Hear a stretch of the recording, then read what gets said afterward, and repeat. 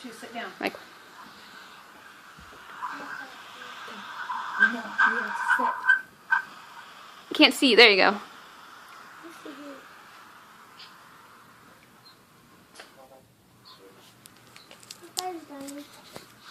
A study performed by the Williamsburg Institute states that approximately 9 million Americans, roughly the size of New Jersey, identify as LGBT, which is lesbian, gay, bisexual, and transgender. One of these people happens to be the infamous Ellen DeGeneres. Many people look at Ellen as a lesbian talk show host, but she's much more than that. According to Wikipedia, she has earned multiple Emmys and People's Choice Awards.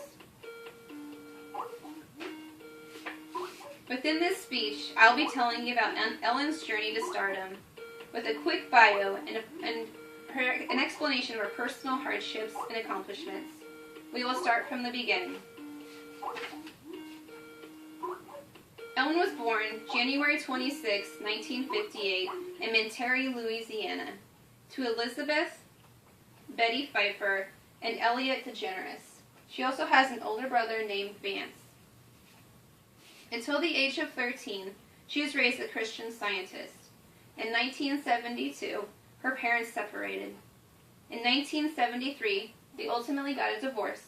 Betty remarries Roy Gusendorf, and they moved to Atlanta, Texas. Vance stayed with his father.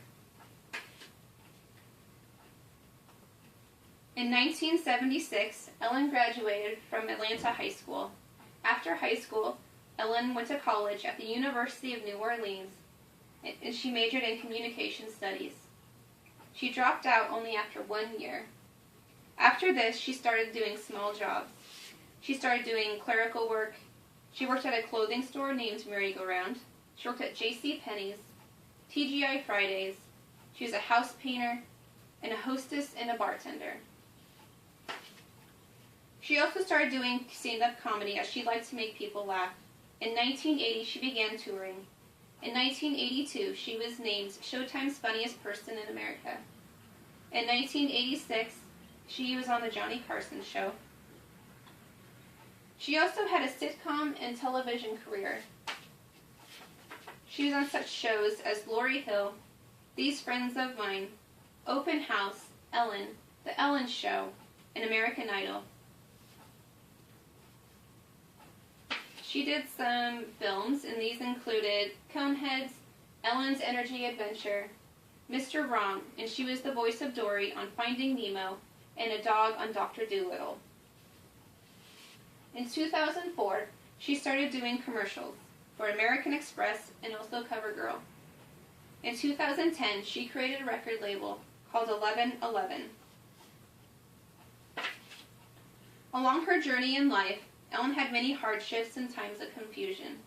Ellen's mother remarried in 1973 to Roy, and her stepfather shortly after that started molesting her. According to an LGBT website called Pride Source, Ellen stated that just like coming out as gay or lesbian, the act of coming out as being sexually abused diffuses the shame. She soon became an advocate for women and girls of sexual abuse. At the age of 21, Ellen's girlfriend, named Kathy Perkoff, was in a car accident. This is the time that she wrote a phone call to God. According to the interview with W Magazine, she said, "I just wrote exactly what it'd feel like to talk to God." This was her credible piece on Johnny Carson.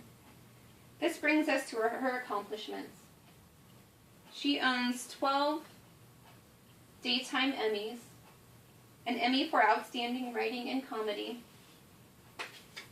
In 2003, she was awarded the Annie Award for Voice Acting. She has a Mark Twain Prize. She has 14 People's Choice Awards. In 2004, she was given the Nickelodeon Choice Award. In 2009, she had the Tulane Presidential Medal. In 2012, she was on the Hollywood Walk of Fame. Her biggest accomplishment is the relationship and marriage she has to Portia de Rossi. She was married to Portia in 2004. As you can see, Ellen's life has led to many hardships, but she also has amazing accomplishments. The life of Ellen is interesting to me, and if you have some interest, please visit www.biography.com.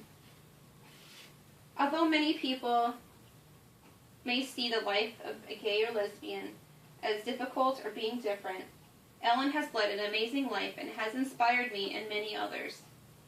When approached about being a lesbian, she simply says, "I stand for honesty, equality, kindness, compassion, treating people the way you want to be treated, and helping those in need. To me, those are traditional values."